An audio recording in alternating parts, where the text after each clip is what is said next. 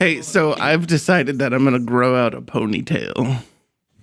Like this? Oh, Jesus Christ, you do actually have a ponytail.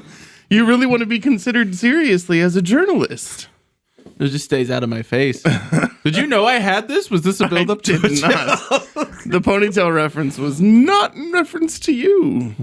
We can get one of the Hulk Hogan mustaches, like the walrus, and get a motorcycle. No, I've determined that John Lennon, I am the walrus. I need to stock up on Marvel t-shirts. Are you ready for some serious journalism, Tyler? Oh, yeah. Are you ready for what is actually called film criticism? Lightyear sucked. That's film criticism. I don't understand, like... Is he recording right now? I don't understand how in one message someone can say, it's almost crass, and then in the next message say, some of our content might even be considered pornographic. All right, let's get inappropriate and juvenile. Right? Yes. You know what's not juvenile? If inappropriate porn. and juvenile makes us number 241 in all of the Philippines, let's be fucking inappropriate and juvenile. No, I'm just kidding. The It's Always Sunny podcast literally has a sex doll. Philip. It has, I believe that. They've had a sex doll in place of Glenn Howerton for the last 2 or 3 episodes. Yes, but I don't understand how comparing our podcast to other popular podcasts that are crass and not journalistic. Here's the reality of it. The reality of it is it's time for some organizations to join the times and understand that people who do podcasts primarily as their source of content, rather than also having a blog or also contributing to WTHR or also having a ponytail because they decided not to get a haircut over the pandemic and then like looking like a fucking pirate.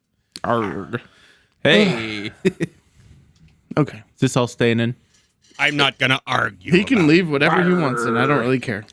Ricky. I've had an opportunity to read all 3 of those emails multiple times and... Did they keep you up at night? I don't give a shit. I don't believe you somehow. Hey guys, welcome to Popcorn Tribunal, the least journalistic movie criticism podcast on the planet. Hey, on that note. How's everybody doing? Look at that. I don't know why it's so loud again. It's all right. It's music to my ear. It's music in my ears. Loud? For sure. Here comes that line. You ready?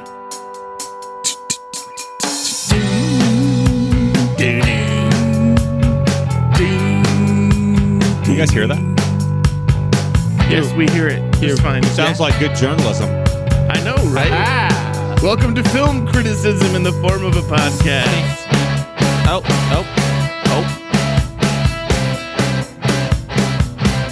Yeah.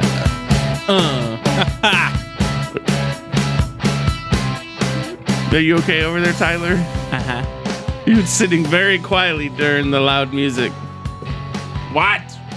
Ow! I'm a little disappointed I didn't get a chance to stop for some candy snack I know you things. usually bring me so many sweet treats. I know. And delights. Wheat thins, they're delightful. Wheat thins? Mm-hmm. They will literally kill me. What? Because of the glutton. Because of the glutton, yeah. They won't kill me. I'll just be on the that bad. shitter. Tyler's allergic to one of the 7 deadly sins. I mean, I'm gluten sensitive and I eat them all the time. Oh, really? Mm-hmm. Huh. I'm going to buy a box for the ride home and then be on the shitter the whole night. I've completely derailed my diet with this. I don't know. Oh, that's terrible. Well, hey, welcome Today to Popcorn we're sponsored Tribunal. by Wheat Thins. Today, Nabisco. Wait.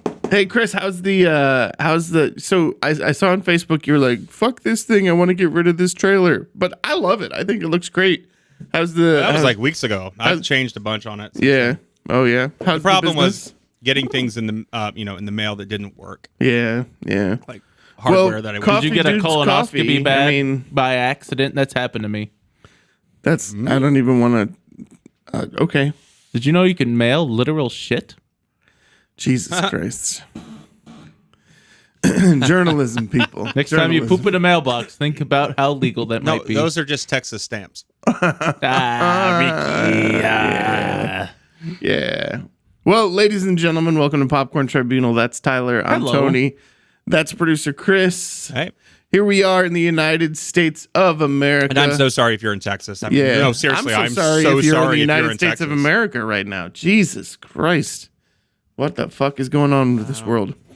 But anyways, we're here to talk about movies. Mm-hmm. And I think that I stand to be about 20 IQ points lower simply because of one of the movies that we watched this time. Mm-hmm.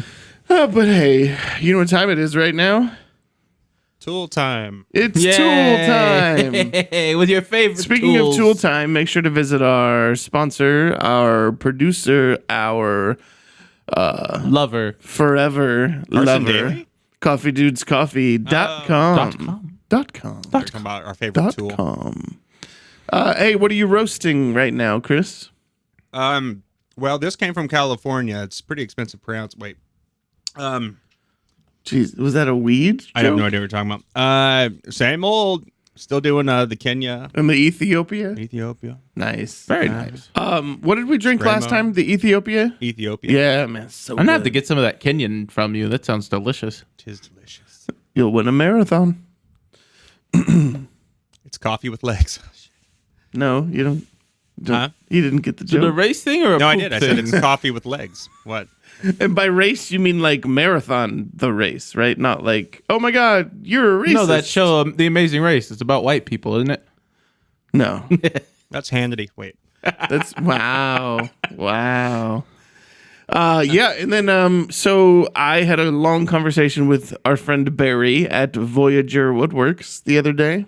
And since Chris decided to take the heavy click pen that I really wanted, Barry's going to make me my very, very own. So I'm really You excited. want to about swap? I've still got mine. that. VoyagerWoodworks.com, VoyagerWoodworks. Old English We're gonna have name for an Old English writing instrument. Check them out, VoyagerWoodworks.com. a pin And I think swapping they're party. Voyager Woodworks at the Instantgram as well. Really? Yes.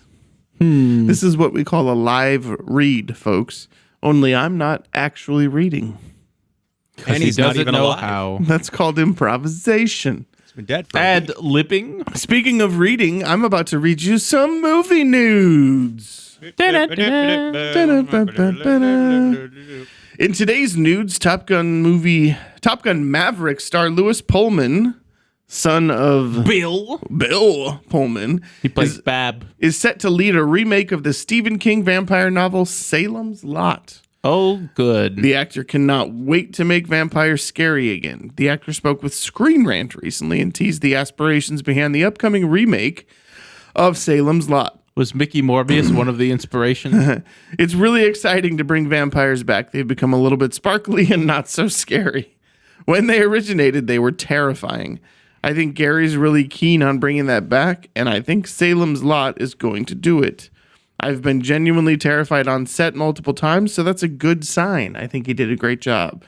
He's speaking about Gary Dauberman, the director. Is he a dog? He's the director of Annabelle Comes Home. Oh, yay. What a hit. So the remake of Salem's Lot will find Pullman as Ben Mears, a writer who returns to his childhood home of Jerusalem's Lot in search of inspiration, only to discover his hometown is being preyed upon by a vampire. He then bands together with a ragtag group and they fight the vampire. So let's see. The book was written in the early 70s. The original role of Ben Mears was played by David Soul in 1979. Wow. And then Rob Lowe also played it in 2004. They already remade it? Yes, but they were in miniseries. This will actually be a feature film. So it's a task that's not easy to achieve, according to Dauberman, because of the length of the novel. This Doberman, does he know that vampires haven't been sparkly in like a decade? Dauberman. What a good boy. Salem's Lot will be scary for two reasons, because it's Stephen King and the legacy is strong for a reason.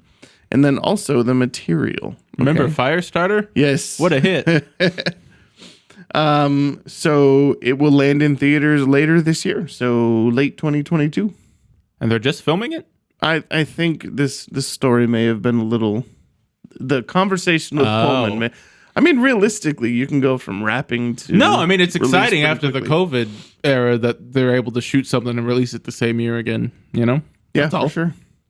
Speaking of doing so, Spider-Man, Sony Pictures, Madam Web. Oh my God. It's basically a female Spider-Man spinoff. No, I know what it is. Added more to its cast as Emma Roberts is the latest to join the universe. Now, Emma Roberts famously is the daughter of Eric Roberts, brother of Julia Roberts. I didn't know they... Okay. You didn't know they were related? No, I didn't know Eric was her dad. Yeah, Eric is her father. Julia is her aunt. He's not having such a good career no more. No. So after the success of Venom in 2018, Sony began ramping up plans to use the Spider-Man related Marvel. Yeah, you definitely enjoyed that movie, didn't you? Which one? The one that we're going to talk about later. Rump. Madam Web is one of the upcoming Spider-Man spin-off movies to come from these plans, with S.J. Clarkson agreeing to direct the film previously. This movie is expected to reimagine the Spider-Man character with multiverse connections. Movement on Madam Web kicked into high gear in early 2022 when Dakota Johnson joined the project as the lead character. The movie's cast has continued to grow from there, with Euphoria's Sydney Sweeney, and then also included Ghostbusters Afterlife Celeste O'Connor. After she got her hair checked. Transformers The Last Night's Illabella Merced, and The Serpent's Tahar Rahim. What is the serpent? I was going to ask you that. Okay, good. Now, must have been a real success. Right? A report from Deadline shares that Emma is the latest cast member. There are no details on who she is playing. She's previously starred in TV shows like Scream Queens and American Horror Story. Movie credits also include We Are the Millers, Nerve, and Scream 4. I actually enjoyed Nerve. And I enjoyed Scream 4. Emma Roberts' addition to Madam Web marks her first ever superhero movie role. Oh my God. Right? Some people are proud of their Oscar winning, others are proud of their superhero movie roles. And some people are proud of Verve. I enjoyed it. Shut your face. Okay. I'm naked with Dave Franco in this elevator. What was that movie about? So thoughts she might play Felicia Hardy or Silver Sable. So there's even the chance that Emma could be the live action Spider-Gwen. Oh, wow. I hate it. Yeah. Did you hear that? I think Aaron Taylor Johnson was talking about Kraven, and he's like, yeah, man, he's a big animal lover and he's an anti-hero. And I'm like, an animal lover? Yes. Really? Really. His name is literally Kraven the Hunter. Does he wear his leopard vest because he just loves a lion vest? He loves lions with so the head as the hood. Is he gonna hunt tofu? Like, what man. What is Sony doing? You know, to be fair, I'll give him this. Some of the on-set video and pictures that I've seen, it looks pretty cool. It could be cool, but Sony likes to get in their own way. Yeah, like Mickey Morbius. Yeah, he has to drink blue ices to stay alive. Did you hear that petition to release it a third time? Because is we were busy that week. 350,000 signatures now. The troll. Did you see that my Insta post where at Walmart was like limit 2 copies per customer? Did you just say the at? Yeah. You said at Walmart. At like, are they having that problem? Because all the Morbius shelves were completely stocked. That's funny. Who's buying more than 2 copies? No. But speaking of vampire movies, what transition. A segue. Wesley Snipes has revealed that his team did prep 2 potential scripts for a Blade 4 that never came to be. After the hit Blade Trinity? 1998's Blade was one of the earliest live-action Marvel films. True. After Howard the Duck. So in 2004, Blade Trinity came out. Since then, the franchise moved away from his iteration of the character, with the hero being played by the rapper Sticky Fingers for the short-lived Blade there was the a series Blade in show. 2006. I forgot about Sticky Fingers. Yeah. Mahershala Ali will soon be reprising the role of Blade in the MCU. Blade was a trendsetter in many ways. In addition to coming at the beginning of the wave of modern superhero blockbusters, it was also one of the first wide-release Marvel films in cinema history. Mm-hmm. Although Marvel had a hold on pop culture in the form of animated series like Spider-Man, X-Men, and then the Incredible Hulk television project, X-Men. Blockbuster filmmaking was dominated by DC heroes like Superman and Batman. Although they were on their way out with Batman and Robin. Yes. Blade was the second ever big budget Marvel film. Second after the widely panned box office bomb, Howard the Duck in 1986. Howard the Duck. So here's what he had to say. He said, "We actually wrote 2 scripts. We have 2 versions of a story that would have fit well into the Blade world. But since we didn't go that route, and we didn't have the knock on the door again, we tweaked them, and now we use them for something else. So I've got 2 Blade killers." So apparently Wesley Snipes is going to be a trying Blade to make 2 projects. kind of character again. Yes. Okay. There are likely several factors that led to the franchise not moving forward with Blade 4. No, there's one factor, and it's called Blade Trinity. Although all 3 Blade movies were substantial hits at the box office, paving the way for future R-rated superhero movies like Deadpool and Logan. The films became more and more poorly received by critics. With that consideration, combined with the tension between Snipes and David S. Goyer, the studio was tempted to find other outlets, leading to the TV series, which only ended up lasting 13 episodes. Let's be honest, 13 episodes is a decent run. I thought it would get like a pilot movie and then nothing else, you know? Should the MCU's Blade become big enough to earn its own Spider-Man No Way Home style multiverse crossover, it might even be possible for him to reprise his version of Blade in a Would sequel Sticky to the Fingers reboot. get in on this action? Right? You know what? So I did watch a couple episodes of that series, and it wasn't horrendous, but I mean, I enjoyed Wesley Snipes in that role just because he was so dry and droll throughout. Except when he goes full Wesley Snipes. Yeah. Motherfucker, you out of your damn mind? Oh, yeah, that's right. Didn't like someone shoot like right past his head or something? He's like, what the? And then he just mouthed it. He just mouthed, what the? Some motherfuckers always try to skate uphill. Oh, speaking of skating uphill. What? Why? Segue. Where did you watch that movie? Beavis and Butthead do the universe? And Butthead. Where did you go to the theater to see this movie? No, it was direct to Paramount Plus. Okay, just making sure. I would have, because I love them. Okay, so let's talk about it. Have you ever seen the show? Yes, I've seen the show. It's great. It's great when you're 18 years old. Incorrect. Do you like Office Space? Don't tell me incorrect. I'm allowed to have just my hear opinion. me out. It's called film criticism. Do you like Office Space? The movie? Yeah. Yes. Okay. Do you like Idiocracy? Yes, I understand. Mike Judge is responsible. Then you need to give the show more credit than you're giving it, is all I'm saying. Well, so here's the thing. It's funny, yeah. but it's humor of an 18-year-old. But it's so much smarter if you're actually like watching it. So I will say this. There was one part of the movie that I really thought was perfect. Okay. And it fit the characters, it fit their intelligence level, and it felt very Mike Judge. Mm-hmm. And it also starred Tig Notaro. It was great. It was brilliant. So they stumble into this college classroom. I think it's in the humanities building or something. Yeah, well, the story within the story is there's like a multiverse of Beavis and Buttheads, and they're like, we need to go back to your own time. Here's the portal. Smart Beavis and we Smart put it Butthead. behind the humanitarian building because no one will be there. Humanities, not humanitarian. There's a difference between being charitable and being a feminist. Not all the humanities are feminism. Okay, that's true. That's true. I think it's just equality because you're a human being. Yes. Yeah. Yeah. But so, yes. So as they're walking across this college campus complaining about how much they never ever wanted to go to college, they stumble into a classroom and Tig Notaro plays the grade-wise old professor. And they're talking about, we're going to get with the slut. and so all of the feminists in the classroom are like, oh my God.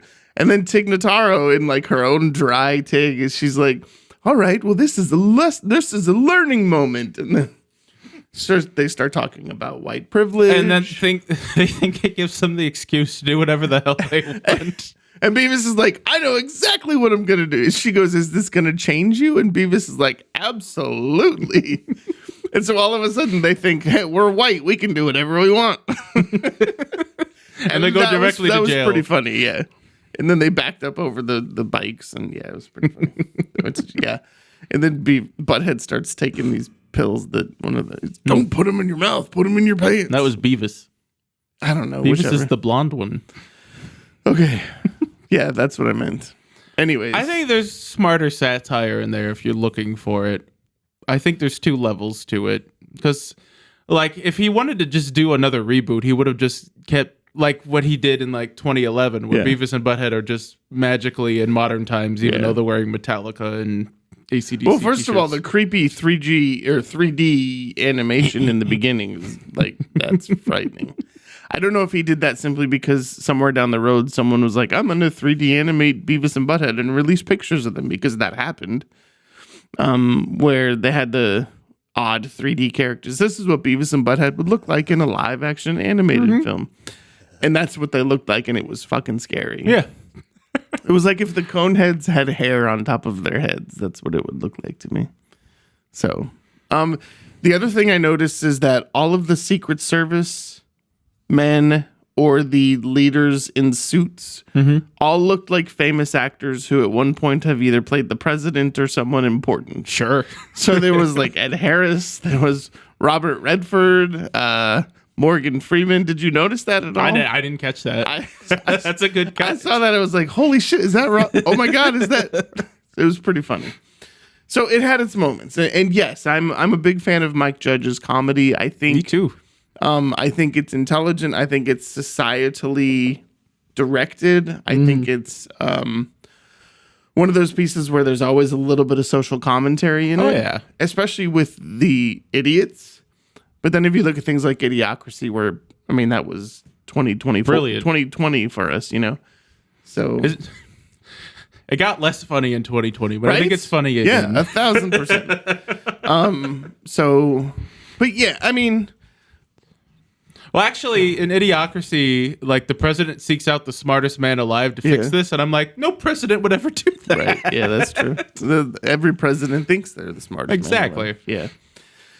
But, I mean, it's one of those things that I don't typically recommend to people, because, like, you have to... Maybe I didn't like it because I didn't have time to sit with it. That could right? be. But because, like, if you just like, if this is your starting point, especially because, like, I have friends who watched King of the Hill that saw this new movie was out and was like, should we watch this? I've tried watching King of the Hill and I just can't do it. But you know me in animation. I don't love King of the Hill, but, like, I think it's fine. It's one of the more wholesome adult cartoons. Damn it, Bobby. Damn it, Bobby. But this, it's a hard... Chris would chime in there. I was a little disappointed. Damn it, Bobby. There it is. I'll tell you what. But this you have to have a little more patience for, because I think you turn one episode on and be like, this is the stupidest thing I've ever seen. And sure, but, like, you have there's layers to it. Yeah. I mean, okay. So for me, at 46 years old, it felt like I was living in my early 20s again, right?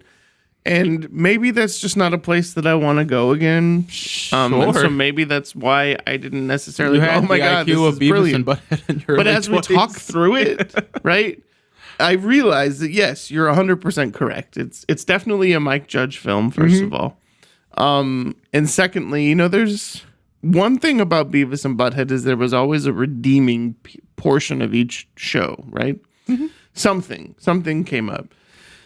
And yeah, it existed in this movie. I don't know. Let me sit on it a little more. It's okay. If you don't like it, like, this is a hard... Like, I didn't not like it. I don't show anybody. And the fact that it's on Peacock, right? Or Paramount Plus. Because new episodes are coming. Yeah. And this is kind of the start of that, because now they'll just be in 2022 because they have a whole movie. I loved the interaction with Siri. See, that whole bit was great. That was pretty great. He thought he was talking to Serena, and that was pretty great. So it is stupid, but I think it's more intentional than people give it credit for. Well, I mean, you don't go into Beavis and Butthead for the auteur aspect of it. No, God, no. You're not going in there, oh my God, this is going to be an Oscar winner for screenwriting. No, I'm not going to say it's like the most brilliant thing ever, but I think it's a little smarter than people give it credit for. That's all. And I think one thing I love about it and the show is, like, they are dumb, but people still give them the benefit of the doubt, and that's how they get in. Everyone wacky. is good. Everybody gives them the benefit of the doubt. Let me clarify. There are people that are not like, get the fuck away from me. No. There are people that are like, oh, I'm sure he means well.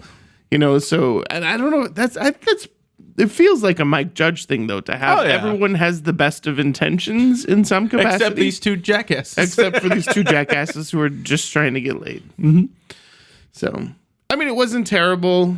I don't want to use the words hate. There's a few things I was able to bond with my dad growing up, and this is one of them. So I think I just have a soft spot for it for that reason. And who did you identify with more, Beavis or? Oh, my dad would do that stupid shit growing up, and he would tell me about it.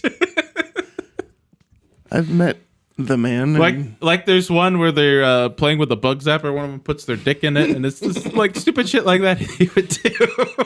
Time out. Did you just tell people all around the world? Oh, he didn't do that. I was just thinking of a specific. No, he'd probably be dead.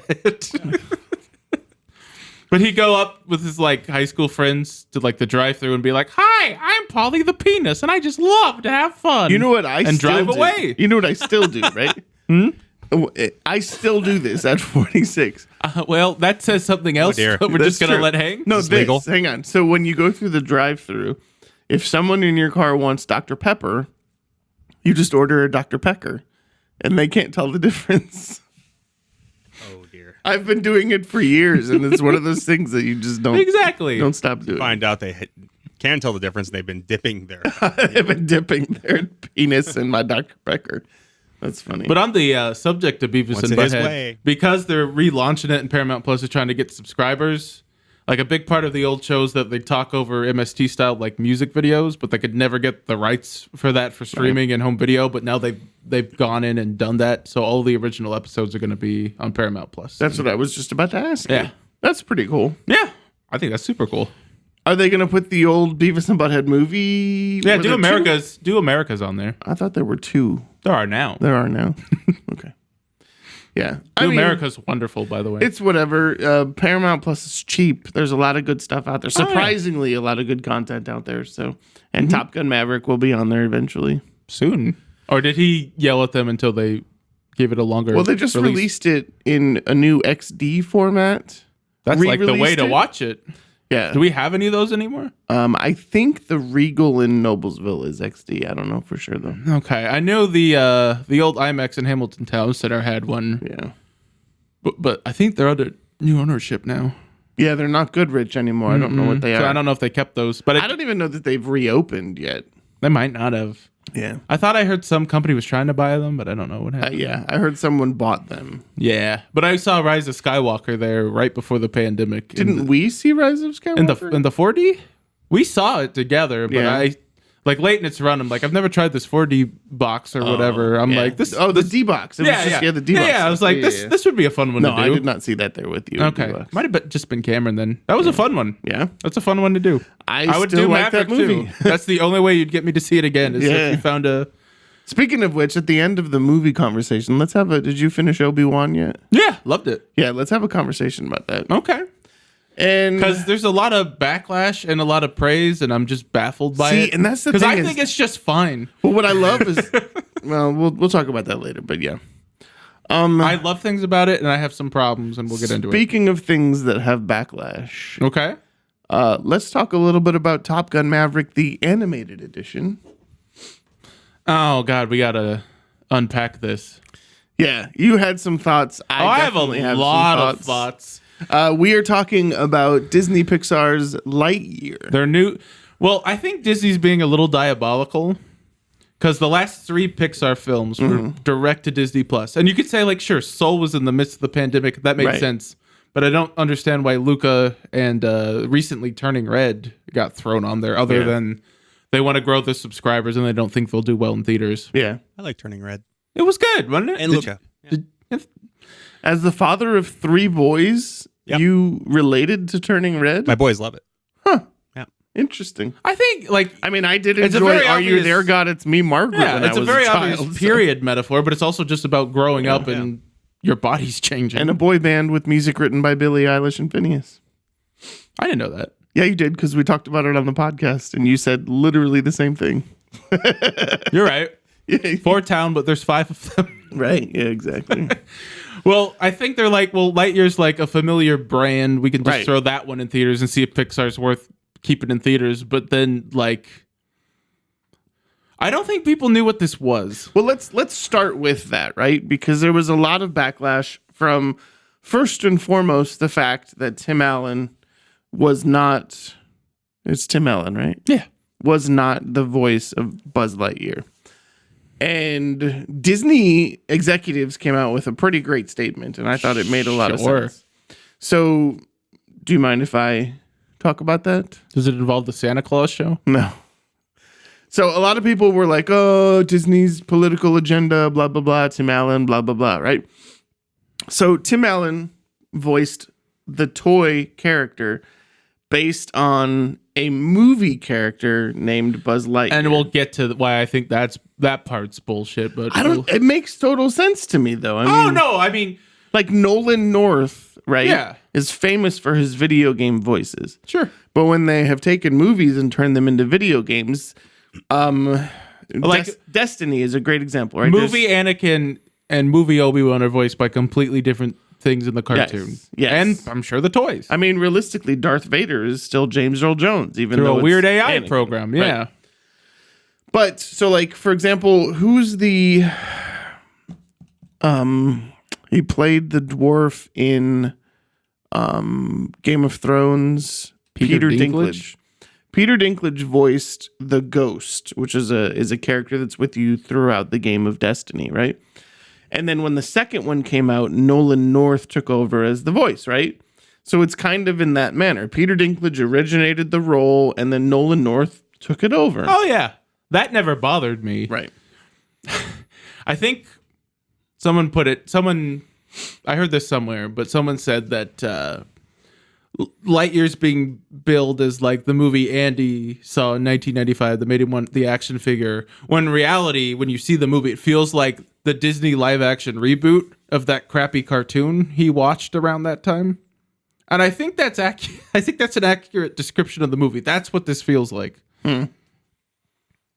Is that because it's an animated movie? So if they had made a Lightyear live action No, it's movie, just the fact that they go ultra realistic and dreary, and it's not very much fun at all, other than there's a cute cat. So here's the thing, and you did fucking love the cat. Oh my god! Every time that was the only reason that I turned around on it. Every time that cat was on so screen, cute. he's like, "Oh, I'm so cute." He types with his little paws. It's very cute. Okay, so Yum, yum, yum, yum, do you remember when The Prestige came out, and then there was the version with Paul Giamatti and Jessica Biel? What was their magic movie? The Illusionist? Yes. So you had those two movies came out, similar premises, totally different storylines, right? I mean, that happens all the time. Armageddon, Deep Impact, etc. Right. Yeah. Okay. This to me, even Pixar's own Bugs like, I Life. turned to you halfway through the movie, and I said, "Oh my god, it's Top Gun Maverick." That's a fair assessment. And so that to me, well, it's more about flying a spaceship than it is about being a space ranger and exploring cool planets and things. Yeah. So the whole thing's baffling to me. Well, the thing that threw me off, and I'm going to try and do this without spoiling it, just in case. I'll just spoil it. It's been out for a while, and the twist is stupid, and everyone saw it coming anyways. Yeah, that. How do you twist. really feel? I mean, it doesn't make any sense in the Toy Story world. Yes, and I want to touch on that. So at the beginning of the movie, the only thing that got me excited, because it's like, oh, that like Zorg is Buzz Lightyear, by the way. No, yeah. But at the beginning of the movie, the only thing that got me excited about it, right, was like in 1995, Andy saw his favorite movie and bought a toy off it or whatever. This is that movie. And I'm like, cool. So this is going to be like a 90s throwback action movie or something. And it's not. And like, if you watch the Toy Story movies, turned into a Robinson Crusoe or Stanley Robinson story. Well, if you watch the Toy Story movies, then this movie doesn't make sense in that universe at all. Well, this movie had every trope of the stranded on the planet kind of movie that you've ever seen. But like, if you watch the beginning of Toy Story 2, where you're going inside a video game that Andy's playing or about Buzz Lightyear, like that's way more entertaining and clever and smart and funny than this, you know? So for me, I agree with you, right? That story, the story was the most lacking part. Visually, I thought it was amazing. Oh, saying Pixar makes gorgeous movies is getting redundant at this point, you know? Like, and I completely agree. Yeah. I'd like to see an original story. And that's and I'd the like thing to see it on the big screen again, and we're not gonna get that, it looks like. Yeah. And that sucks. Yeah. Because the movie isn't terrible. No, it's not good, but it's the not visuals terrible. help. Yeah. Right? The visuals The help. visuals and the cat. The redundancy lot of going the for it. I'm going to travel another 40 years back in time. See, the first act was when I was actually getting interested in the or was movie. it 4 years? It was 4 years. It's so the thing is he's trying, like, the whole thing is his fault, which I thought was a weird plot point. If you saw Top Gun Maverick, he's trying to hit 10G or 10 Mach 10, right? Same thing. Well, he has to figure out this hyperfuel, but every time he makes a trip, he loses 4 years. And I'm like, that's interesting. Testing different crystals. That's a movie. Yes. But then it abandons it in the second act. It also doesn't tell any story through it other than quick snippets of the commander who he's best friends with and how her life changes. It's a great premise that isn't done a lot with, you know? It would have been nice to have a nice scene where they're talking about and she says, no, don't go anymore. And he's like, but I have to, you know, something like that, right? And again, like, the central theme of the movie is, like, if he's focusing so much on his work and becoming obsessive with it, his whole life literally passed him by. That's not bad. It's just told so odd. Yeah. Yeah. It's and obvious. It's a montage in the middle of the movie that covers towards the beginning third, I feel like 40 years, maybe. I think they said something like 62 at but one here's point. the thing, she died long into it. So at what point does he go, I may as well just accept the fact that I'm going to stuck on this planet for the rest of my life. And if they wanted to delve into that more, like the guilt, like, oh my God, she's dead and I didn't get to spend my life with my friend and it's all my fault. Like, that's something, but they don't really touch upon that a whole lot. Like, everyone's real quick to forgive him for getting him stuck on this planet. Yeah. Now, the Suicide Squad that comes out of the whole thing, it had its redeeming moments. Taika Waititi was pretty hilarious. He's a funny person, but they didn't give him enough funny things to do for me. Yeah, well, he was a tertiary character. Yeah, but one of his whole bits is like he finds a pen in his suit and becomes obsessed with it. And then all of a sudden it means something. Yeah, and the first couple jokes, that's funny, and then the payoff's funny, but the fact that they keep going back to it, I loved that the sandwiches were inside out. Again, and follow me on this, right? Okay. So in The Good Dinosaur, another Pixar movie, you have these like cowboy T-Rexes, right? Mm-hmm. And they're like herding some kind of other dinosaur, and they're like galloping like they're riding a horse, like, right?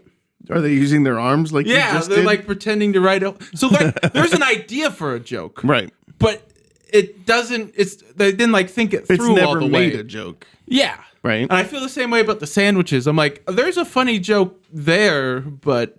Well, okay, but let's be honest. Wouldn't it be fucking fantastic to have a sandwich that's got twice as much meat? Yeah, but it's very slimy. I don't disagree. But still, I always want extra meat on my sandwiches. So Go what if I have gluten-free and you can do that. And I don't like bread. So if I had less bread on my sandwich, Do you know what I have to do? What's that? So like if I want to get a burger at Wendy's, I just get like the one with the 3 patties and I go bunless and just throw a bunch of fries in them and eat that up. It's much better. Have you ever wrapped it in lettuce? Yeah. Dude, the lettuce wrapped burgers are my favorite. They're pretty good. I'll get In-N-Out lettuce wrap just for the fun of it. Yeah. I just don't like bread.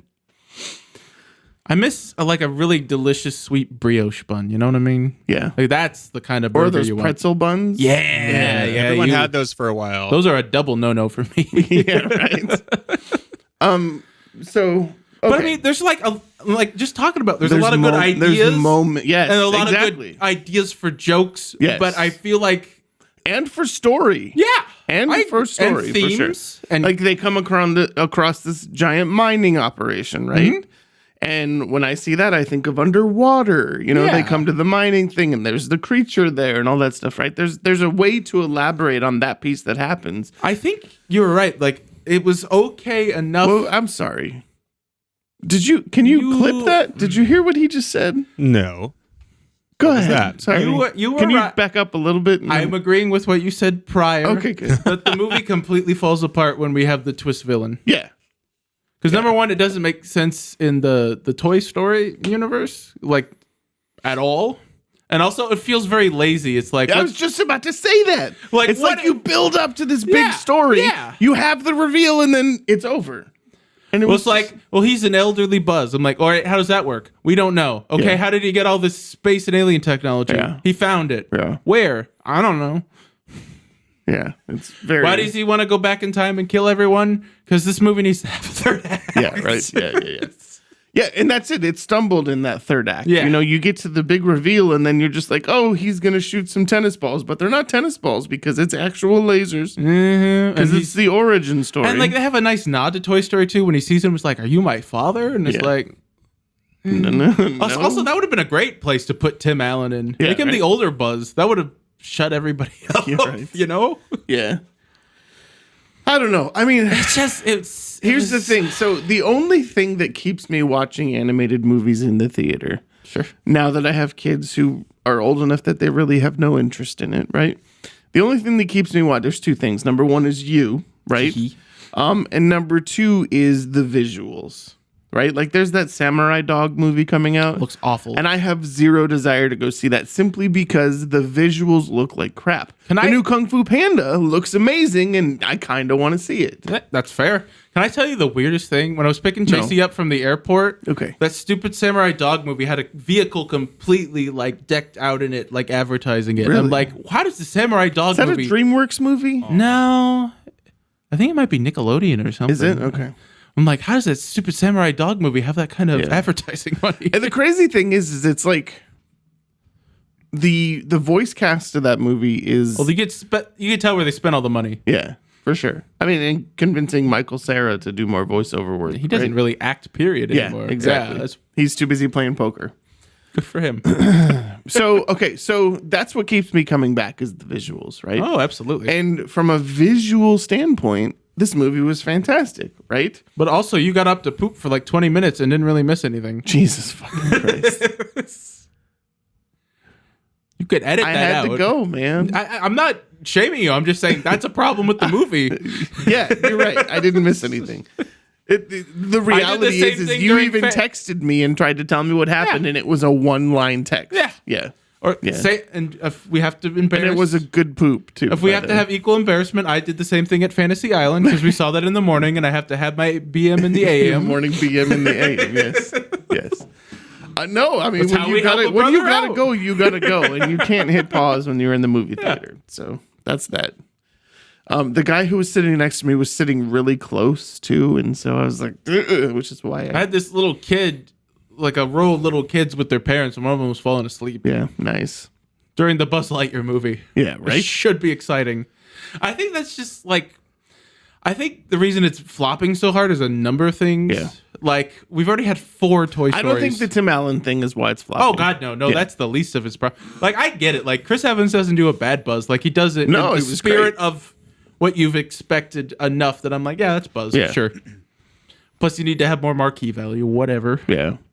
But like, there's been 4 Toy Stories and like a shit ton of like cartoons and things. I can't remember her name. Kiki Palmer? No, the other one, the one from Orange is the New Black. Oh, I don't remember her name. Who played his partner? I know who you're talking about. I want to find out her name because I want to give her props because. First of all, she has a gap in real life, and her character had a gap. Oh, I didn't notice that. Yeah, I thought that was pretty cool. But I really liked her in Orange is the New Black, and I got to find out what her name was because I want to give her props. Maybe we can have her on the program. The program? She's willing. The program. Let's see. How do they list voice actors on the new IMDb now? That's stupid. Oh, there they are. They're on the right-hand side. Of your best friend's ride? Uzo Aduba. Uzo Aduba is her name. She played the crazy girl in Orange is the New Black. Suzanne Crazy Eyes, I think is her name. That's great. Anyways, it took me a minute to recognize her voice. But once I did, I was like, that's who that is. Well, and she has a gap. Are you talking, Chris? Because you're very quiet. Oh, sorry. I don't know if I could recognize her voice. Well, you don't have the ears that Tony has as he tries to listen to you talk and can't hear you. Shit, son. But yeah, so she has a gap in real life and her character had a gap, which I thought was pretty cool. I was like, that's cool. And that is a really cool detail I missed. Kiki Palmer was great. Yeah. First of all, the actual Suicide was Squad the woman. Older character a male or a female? Number one. I think it's a woman. Okay. they were hilarious. I was just the constant, oh, it's the cops, or oh shit, I did it again. That was pretty funny. So it had its moments. Did you like the cat? I liked your reaction to the cat. I just got a cat, and I get it now more. Yeah. Because they have little personalities, and it's like the way that my wife loves two things. She loves cute little robots, like the droids in Star Wars. She loves them, and she loves cute little animals. Yeah. So Did she like Lulu? Was it Lulu? Lola in Obi-Wan. Yeah. She liked her fine, but she freaked out for R2's like 2-second cameo because she's in love with R2-D2. Nice. But like, she was totally against this Lightyear movie until she saw a trailer where the cat was doing funny, cute things, and she's like, "I should watch that when it's on Disney Plus." Well, to be fair, weren't you kind of the same way? Oh yeah, and then Taika Waititi was in it, and then the animation actually looked good. And they didn't also give Bowie's, us Taika until the third full-length trailer. No, the first trailer is very smart because that's the Starman one, and I'm like, Bowie always. Yeah, I mean, that'll get me. Spend the money on Bowie. Yeah, for sure. Plus the visuals are always. Wasn't terrible. It wasn't good. Wasn't my favorite. They edited out the best joke from the trailer too. You know what I'm talking about? When they're like, "Don't vomit inside the vehicle," and then the little thing plays it back as their last words. It's not in the movie. Yeah. But the stupid pull my finger joke made it into the final cut. Yes. So explain that one to me. I don't know, man. But anyways, see it for the cat eventually, but don't go out and spend your money right now. Or just wait until Disney Plus. Yeah, that's what I'm saying. It'll be on Disney Plus in like a month. Yeah. And there's a lot of good stuff on Disney Plus right now, too. What is up with that? Because Doctor Strange is already for free on Disney Plus. Yeah, and the commentary is exceptional. Really? Yeah. You would fucking love it with Raimi and Bruce. Did you listen? Yes. Bruce is on there? Yes. Wow. Yes. Also, the Bob's Burgers movie, I feel like, I can't prove it, but I feel like Disney's doing this thing where they're trying to associate I can't prove all it. new Fox movies. I'm gonna fucking try. All new Fox movies are on Hulu. Yeah. Because, like, there's this new one with Joey King that's a Fox movie that's called The Princess. Going straight on there. Yeah. There's the new Predator, the new Alien. And surprisingly, straight on there. So I like Joey King. She's very niche, right? Oh, sure. But that one movie where she had the shaved head and that's not Wish Upon. No, that's not the one that I'm talking about.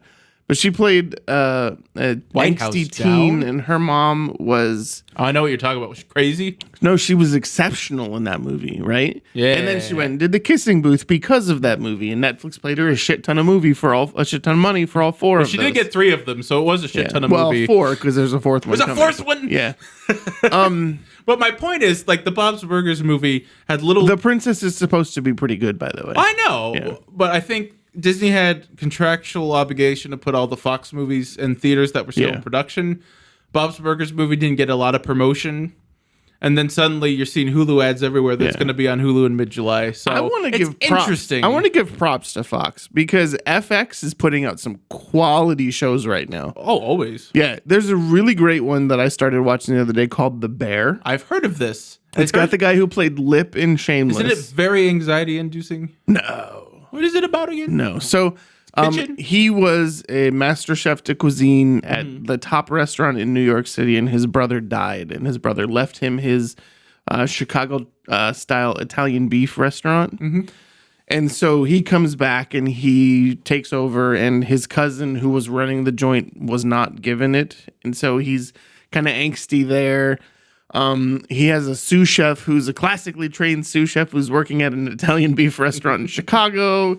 It's pretty fantastic so far. It's in its early stages. I really like him. I don't know his name, but I know who you're talking about too. I do respect the mouse for leaving FX alone. It's like, no, let the Sunny people and all the weird FX shows Atlanta do their thing. Yeah. I just find it interesting that all the Fox movies are like Kingsman, The Kingsman, same thing.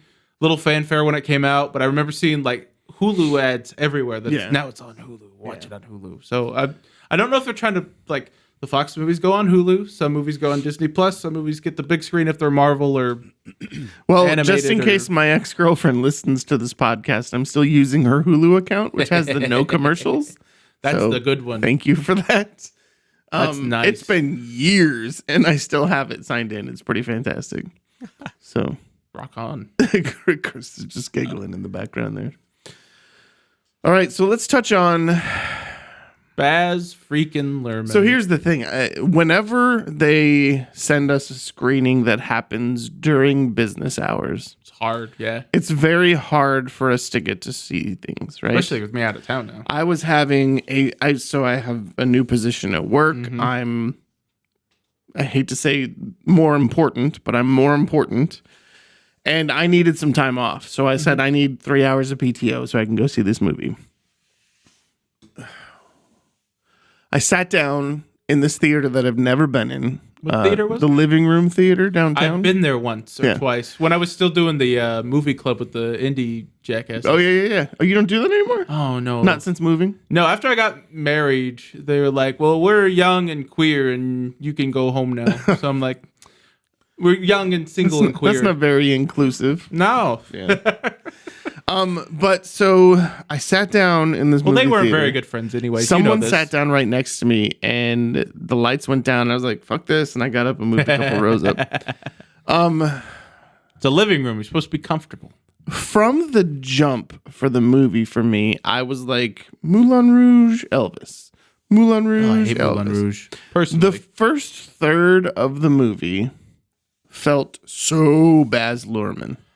Like 100%. Rapid fire, blah, blah, blah. I wasn't sure I was going to be able to get invested or if I was going to like it. Right. With that first third. I was right in it. He saw Rise of Skywalker and was like, that movie is too slow for me. Yeah. He saw Mad Max Fury Road and was like, I'm going to sleep. We need to. Yeah. What I love like was the origin, though, right?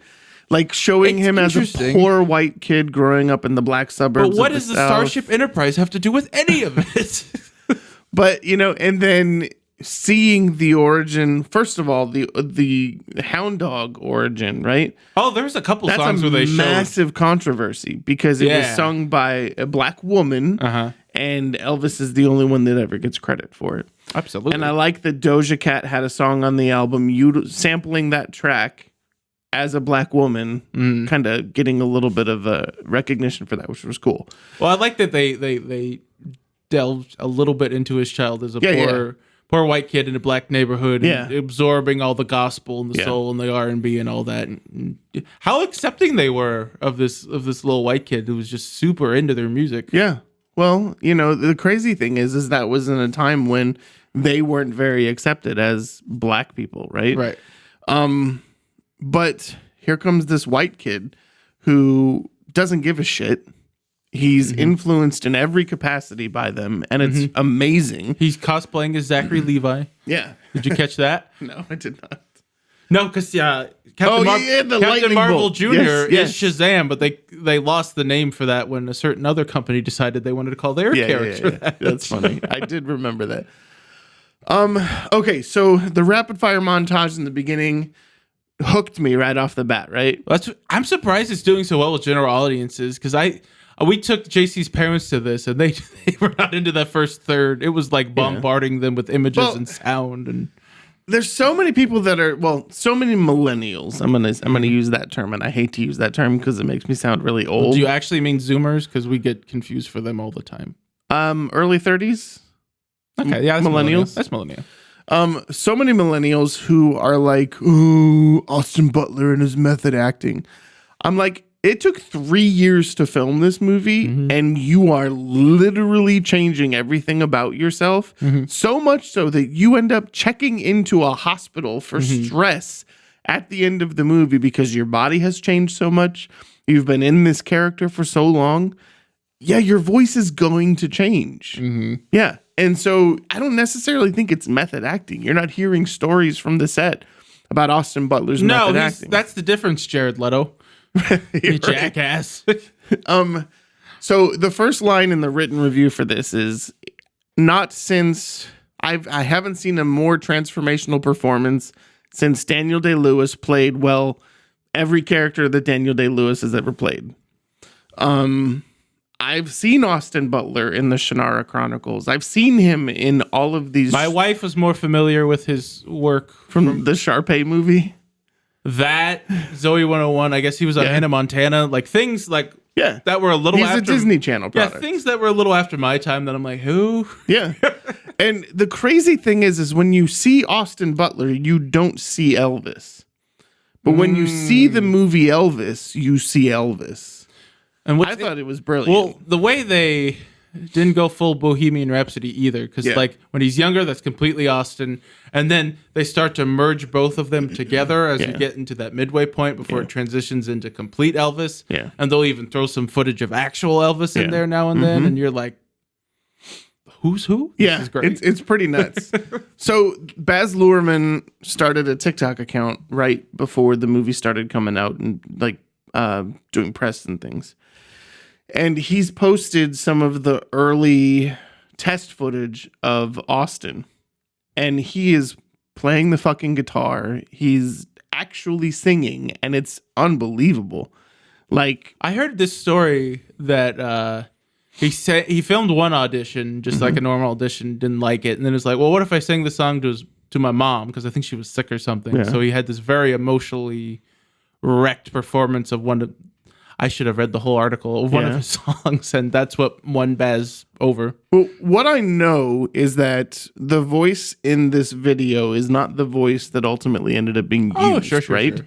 But it still has that. You know, they talk about the.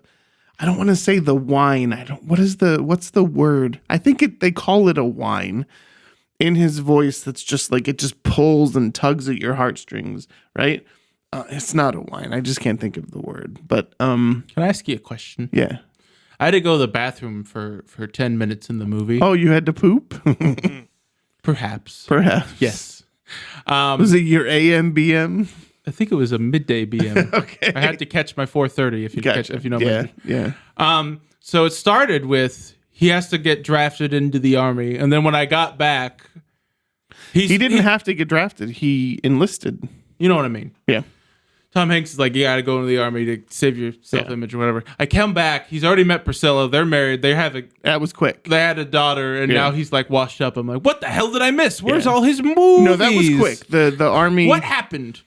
Yeah, it wasn't much. I mean, Priscilla was the daughter of a general or an officer. That makes sense because JC's like, yeah, he met her during the war. I'm like, how? Yeah, and they were at a party, and they would just. Did you know she was 14? I did not. That's the one controversy people keep bringing up is like Priscilla was 14 when he was 24. I mean, people keep bringing that up. It's woke culture that keeps bringing that up, which it's whatever, right? But at the same time, in today's world, if I have a 14-year-old, and I do, I'm not going to let them date a 17 or 18-year-old. God, no. Right? But in the time that was, in 1940, it was a completely different world, and there were people getting married a year and a half Not arguing with that, right? Yeah, but that's what people like, well, where's all the pedophilia? Like, obviously, they're not going to put that in the movie. I mean, Jared Leto still has a career. Right? And Jerry Seinfeld. Yeah. I mean, it makes it better that he married her, so. Yeah, that helps. So. Except in Woody's case. Here's the thing. So, you know, and anyone who's listened to the podcast knows that I hate Oscar bait movies. Hate it, right? Yeah. Well, Baz doesn't make... This didn't feel like an Oscar bait movie. Well, there's always the walk hard comparison, right? Yeah. And there was only a scene or two where I was getting that vibe. Yeah. But Baz is so batshit insane in the way he tells his stories that you're like, well, this isn't just... Rocket Man or Bohemian Rhapsody or Walk the Line Again. This is a different animal. The "You're Fired" piece didn't happen at the International. I was like, there's no way that didn't happen. Yeah. So but it works for the movie. Poetic license, right? Yeah. Well, 100%. It's not like straight up lying like Bohemian Rhapsody was like, well, the band broke up and he had AIDS during Live Aid. It's like, no, none of that happened. None of that happened. And that was just to create conflict for your movie where he did fire him in real life and he did have this big blowout. It just wasn't like this. I think that's okay. Yeah.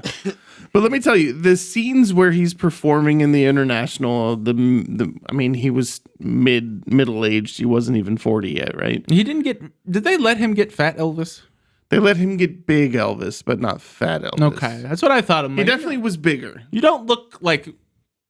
Well, they show him at his last performance. Yeah. Like, you don't look like that, but you do look a little bigger.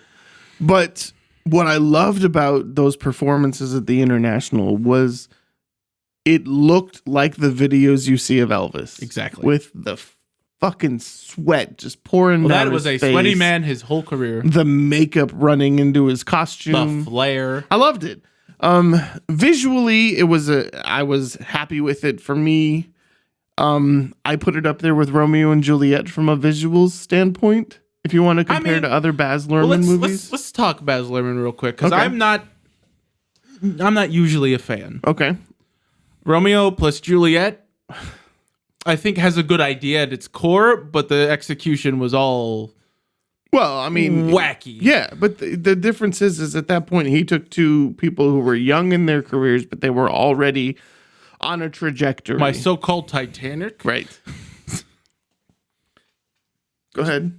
Oh no, that was all I had. Oh, that was all. Yeah. No, I mean, I think. And then you have Ewan, and you have Nicole Kidman. Oh my God, that movie. You have John Leguizamo. Moulin Rouge to me is like having the flu, but you just did a big old edible. Yeah. That's the feeling watching that movie. So, but the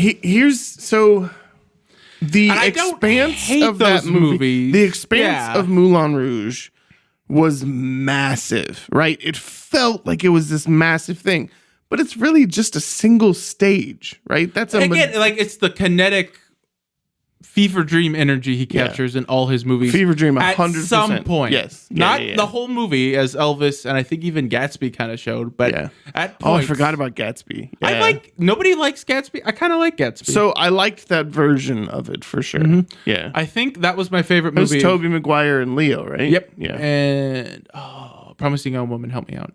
I'm going to feel terrible because she's great. You can't either. Married to Carey Mulligan? Carey Mulligan. Yeah, I think she's in that. Yeah. I think Toby's good in that. That was like one of his last big movies until... Well, Toby plays the same character in a lot of his movies. Are you telling me the horse Seabiscuit is the same as Spider-Man? What about the Cider House Rules? I mean, come on. It's literally Pleasantville? Toby, right? Okay. I enjoyed Pleasantville. See, he's got that's why he works as Peter Parker, and that's why he works in Pleasantville, because he's got that gee whiz look to him, you know? Yeah.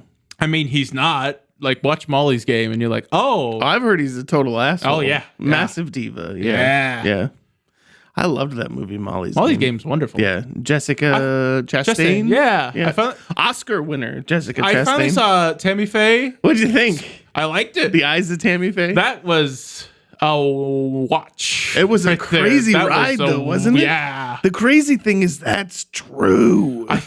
Weirdly, like Elvis, I think it's so frantic for the first half that it takes you a little bit to settle into it. See, I thought the second third was really frantic, but not the front. Of Elvis? No, of Eyes of Tammy Faye. I think it picks up steam again, but I think it settles in so you have some breathing room and you can kind of absorb all the terrible shit they're doing. What'd you think of D'Onofrio? He sounds like Nixon, and it's very distracting because I've been bombarded with enough Jerry Falwell in my life. Wasn't Falwell Sr. a smaller guy than he was too? No, he's a big man. Is he? He got real big towards the end. For some reason, I thought he was smaller around that time. I mean, he might have been in the 70s, but he's always been a big man. And don't get me wrong, Vincent. I know you listen to the show. I do like. You're wasted in Hawkeye. I'm sorry, bub. You're so good. Well, he'll be back. He better be. I do like a majority of the things that he's done. Full Metal Jacket, brilliant. Men in Black. The only one that was questionable was the one with J-Lo. What was that movie called? I don't know. I just rewatched Jurassic World, speaking of which, and I forgot he played the big bad army guy, and I'm like, you're better than this. Well, he's like a good old boy Trump supporter in Jurassic World, and it's like, and he's far from that in real life. I know. I was like, you're better than this. You're for so talented. Why? That first Jurassic World's good though. I don't know when it all went wrong. How do we veer away from Elvis though? Because I got to be honest with you. Oh sure, that's probably my second favorite movie this year. The Batman. After the Batman. Batman's wonderful. Yeah, it's up there. I think there was one other that we saw that I really liked. Did you like Everything Everywhere? It was the other one. I really liked the Nicolas Cage one. Did not like the outfit. We talked about that because I hate the one room kind of concept. I know. I liked that movie a lot. I really liked the Nicolas Cage movie. I did too. Yeah. I liked it, but like I'm not in any urge to rewatch it, and that's baffling to me because it did all the right things. I started rewatching it just to kind of give Wendy a taste. Yeah. And she was like, okay. No. That's a good reaction. Okay, no. And It's such an inside joke. You have to kind of know what you're getting into. I'll be honest with you. Before you and I started hanging out and watching movies, I probably would have never watched that movie. Did Vampire's Kiss make that a better movie for you? 1,000%. You're welcome. Yes. Yes. It was all a setup. That's the key to enjoying that movie. I think that's the key to enjoying every Nicolas Cage movie. It puts him in a new light. All right. So when the crazy comes out a little bit, you're like, there he is. What do you think Elvis. of Tom Hanks as Colonel Tom Parker? I think he's in a different movie than Austin Butler. Expand on that. In all due respect, if Austin won an Oscar and Tom Hanks won a Razzie, I'd be like, that makes sense, but I still love the movie. So you think that Tom Hanks's performance... So first of all, there's a couple things. He lost his accent 90% of the movie. That's a problem. Yeah. And for Tom Hanks what to was do he that? going for? Well, Dutch con man, right? Ukrainian? I don't know. I don't know. Yeah. I don't know. The other thing is that I think Tom Hanks transformed his body so much for this role, along with He looks like prosthetics, Michael Klump, and that's now distracting. he's lost so much weight that he looks gaunt and unhealthy. That's not good. Yeah. So Well, I never he wasn't terrible. He's fucking Tom Hanks. No, right? yeah, no, I never want to see a movie where I'm like, God, I don't want to hear Tom Hanks' stupid voice anymore. Right. Yeah. That was my problem. Yeah. 'Cause- Yeah. But I mean, he plays a good. He played a slime really ball. good slime ball. Yeah. And that's frightening because this is Tom Hanks that everybody loves. America's sweetheart, Tom Hanks. Yeah. I mean, this is like his year to do goofy accents and be deep in costume like Gary Oldman because he's going to be Geppetto soon. So is Tom Hanks your weak point of the movie? I don't think he's a weak point because I think that was the thing holding it back from like a 4-star to a 5-star, if that makes sense. Yeah. Like I really liked it. Olivia DeJonge was my weak point. The girl who she played was such Priscilla. a non-presence that it didn't bother me, but maybe that is a problem. She was dead in the eyes. I mean, there was not a whole lot there. There was one scene where I got something from I think her, if I wasn't a and fan that was of at the airplane. Yeah, I think if I wasn't a fan of the Naked Gun movies, I'd be like, I know you're more charming. Yeah. Funny than this. Yeah. Did you? Speaking of Nicolas Cage, big Elvis fan, married Lisa Marie. Yes, I did know that. So did Michael Jackson. Yeah, Yeah, that's weird. that girl's been passed around. That's a claim to fame. Yeah, to have those two men, Right? Yeah. Well, I mean, I think it's been a minute since we had a decent crop of movies to talk about, right? And this is still fair. not one of those episodes. I mean, we liked Elvis. Yeah. And I think I liked Beavis and Butthead. I didn't hate it. It's just... And we didn't hate Lightyear, but it's such a non... Yeah. I'm at a point where I think I want my humor... We've seen enough movies lately with intelligent humor that... I don't know. The stupid humor just passes I think, me by and I know a lot of people won't agree with me, and that's okay. I think because it's Mike Judge, and I can kind of see what he's going for some of the time, that I think it's more layered and smart than people give it credit for. But it is also Beavis and Butthead, so I'm not going to claim it as this misunderstood satire or anything, Yeah. Awesome. Well, I'm excited. Yes. Because we have some cool stuff coming up. We do. On Wednesday, 2 days from now, we are going to see Thor: Love and Thunder. Thor 4. More Thor. Thor 4, more Thor. I'm Super Thor. I'm Thor. I'm Super Thor. Thorest they've ever been. Also, Jane's back, and he's Thor. He's so Thor. the rumors are that The Flash is going to go direct to HBO Max instead of to theaters. Yikes. And that the WB will release... A statement beforehand? What's their name? Ezra Miller. Ezra Miller from their contract. Well, they just keep doing bizarrely mean shit. Oh, I mean, they're right now holed up on some farm in the middle of Montana with a bunch of teenagers. Yeah. Like with no communication. I don't know. It's nuts. But yeah. Well, I kind of liked them before this too. Yeah. I the favorite cheer moment in the Oscars was the Flash's Speed Force and the Justice League. The Fantastic Beasts, they're not terrible in that movie. The movies are terrible. Yeah. They're not bad. They're not bad. Like he's consistently everybody loves Perks of Being a Wallflower. Yeah, for sure. Yeah. That movie was more intelligent than I expected it to be. It's the Beavis and Butthead of 2012. Yeah, that makes sense. but they've played consistently a role prior to their DC involvement where they were hyper intelligent, almost narcissistic. Exactly. In every role that and they very played. progressive and like forward thinking. For sure. And something snapped. Something happened. Yeah. Yeah. But I mean, I'm still screenings are saying amazing things about this movie. It has the potential to be really, really like Michael Keaton's back. Like so it'll be interesting where they take it, right? Yeah, do they bring Grant Gustin in because he's in the movie, right? So do they bring I didn't know that. So do they continue down the multiversal path and have Grant Gustin take over the role? Pick another Batman and plop him in the universe. There's no reason he couldn't do that for the Flash.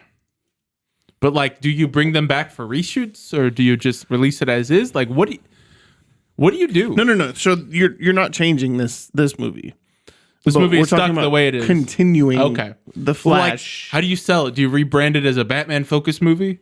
Or do you Or Supergirl? I don't know. Maybe you do reshoots for the ending and you change the ending to where the Flash in that multiverse is gone, but do you bring them back for that? Or do you just not want to deal with them anymore? I think that you just don't want to deal with them. So I'm just the whole Amber Heard thing and the Ezra Miller thing back to back, and Warner Brothers. Yeah, DC needs to work better on their DC casting. and Warner Brothers complete radio silence is bizarre. 1,000%. Yes. Did you hear Disney offered Johnny Depp $301 million? So that's conjecture. Didn't actually happen. I just read a headline. I don't know if it's true. No, I actually saw that and I was like, oh shit. What a power move. Right? 301. Because he said during the trial that he would not take 300 million to be in another Pirates or a million llamas, I think was the other, or a million alpacas. What would you do with an all of alpaca them? farm or something. You would bankrupt a whole like alpaca breeding whole industry. Yeah. So someone came out with that. It's definitely conjecture. It's not real, but still, it's funny. And to be honest, it would be a great big fuck you to Amber Heard, for sure. Warner Brothers needs to apologize to his ass, though. I agree. It's not going to happen. No, I know. Yeah. Or they wait until Aquaman comes out and then make that move. Make him Mara. What do I care? I saw someone say Lily Rose Depp to take over for Mara. That would be great. That'd be fucking brilliant. I still want Amelia Clark because those two are like besties forever. Eyebrows. Well, eyebrows and besties. yeah, for sure. I finally saw that first season of Game of Thrones, though, and he is not charming in that. No, God, no. He doesn't make Khal love. Drogo? He fucks. Yeah, he does not. No. Speaking of, and we'll end on this one, and then let's touch on Obi-Wan next time. Is the Jon Snow show, which they just released the art, and it's just called Snow. Apparently, George R.R. Martin's involved with both of the shows coming up, and I did not know that. Kit Harington put together a team of writers shortly after the finale of Game of Thrones, and they've been working, I think it's been almost 4 years now. Did they get the jackasses behind the last season back? Who rushed that season because Amanda Pete's husband was one of the showrunners. I didn't know that. He's involved. Yeah. Well, because I don't know, because I don't know a lot about Game of Thrones, but I heard that they rushed through the last season because they were going to get they were promised like a Star Wars trilogy, and then that fell through. I don't know. That's nuts. But so Kit Harington and a group of writers came up with a storyline that continued the Jon Snow storyline. And you can't just they presented it to George R.R. Martin, not even to the showrunners. They took it straight to George. And he said, what do you think of this? And he's like, give me a year to read this. And he's like, this is brilliant. Let's make it happen. And so they went to the showrunners of the original first couple seasons. And so that's cool. Do you think it's interesting they're not rebranding it as Game of Thrones season 9? Well, no, it's what is it? Snow, a Game of Thrones something. It's what they did with House of the Dragon. So speaking of which, just because that reminds me so much of Solo, a Star Wars story. Right. Did you get that vibe with Lightyear? No. Okay, because it's like, and this is where he gets the inspiration for his famous wings and his famous laser. No, I didn't. But what I did, is Taika Waititi's been talking a lot about his Star Wars movie.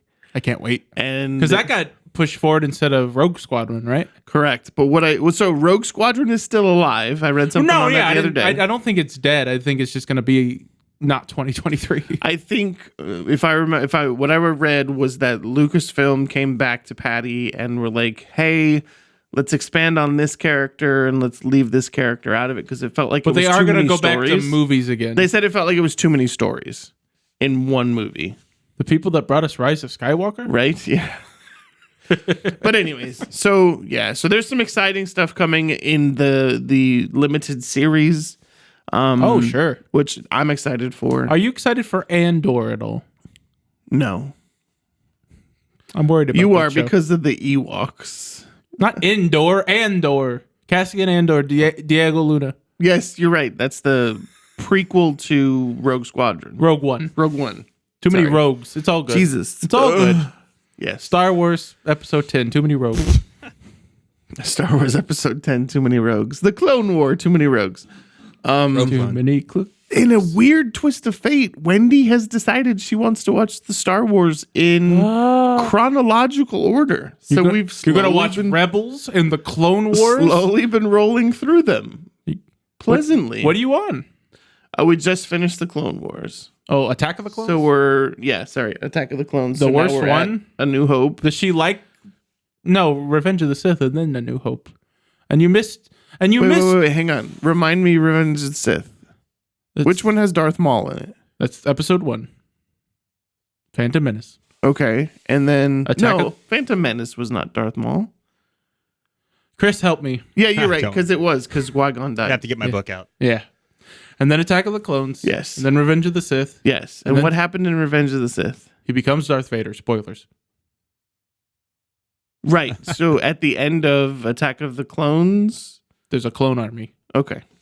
So we just finished that one. We're about to watch Revenge of the Sith. And then you got to watch Solo and Rogue One before you go into A New Hope.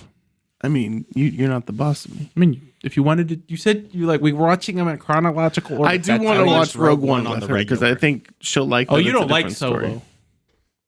We tried to watch I didn't hate Solo. Yeah, but we tried to watch just together a little once. Slow. Yeah. I like Solo a lot because the cockpit scenes were all practical effects. I thought that was pretty cool. Oh, you mean they were really flying in outer space? No, they used a giant screen, and it was really cool. So it was like Top Gun Maverick before Top Gun Maverick? I don't think they... Crazy man Colin Trevorrow, when he was doing Episode 9, wanted to actually shoot some stuff in space. And I'm like, you go make your stupid dinosaur movies and never touch this franchise again. It's just cool because they didn't have to do that by any means. And it was nice detail. I think that's cool. Do you know what season is coming up, though, that's exciting for me in the podcast? Is that we have a lot of good horror movies coming out. Horror. July? Horror, yes. So we've got Nope, which is coming out. Oh, I am excited for Nope. Ari Aster's new movie. I don't remember what it's called, but that'll be out. It's a new movie? Yeah. It's a horror comedy. I am in. Yes. I'm not doing the black phone. I need to get in a better headspace first. So here's the thing. Elijah Wood is creepy to me anyways. Ethan Hawke. Yes, sorry. Jesus fucking Christ. I'm on 2 hours of sleep here. I know you are, bub. We're making it through. Ethan I should have Hawke, shared this coffee with you. So I like Ethan Hawke in things like Gattaca and Midnight Train to Paris. What was the Midnight Trilogy? There's 3 of them. No, After Midnight, Before with Julia Midnight. Delpy. Yeah. Loved that, right? Yeah, those are great. Extremely intelligent. Boyhood. It took 12 years to make, Tony. His lower teeth really bother me. It's been a minute since I've had something that really bothered me. Oh, I've never. Now you're gonna fuck me up right there. I'm gonna see Will Ferrell and be like, my wife shared like a TikTok or something with him and Ryan Reynolds, and I was like, oh no, have I never noticed this before? Well, but was that makeup from the time period of the movie? No, because then I rewatched the scene from Anchorman. Oh, I got an email. No idea. What was that? You've got mail. On that note, though, thank you for listening to Popcorn Tribunal. Be sure to give us a follow on the Instagram at Popcorn Tribunal, on Twitter at Popcorn Tribunal, and you can find us at popcorntribunal.com. That's or true. on Facebook. New written just reviews search for are coming Popcorn back, Tribunal. baby. Tyler and I will be contributing some more written reviews to the site. Yep. May have a couple ghostwriters here and there to write some bigger stuff. Nicolas Cage will be in character as Ghostwriter. Yes. Writing reviews. Yes. And he'll write the clank of his chains every couple of lines. And when he pisses fire. Yes. Oh, Jesus. You remember that? Yes, excuse me. Producer Chris, coffeedudescoffee.com at a farmer's market near you if you live in Indiana.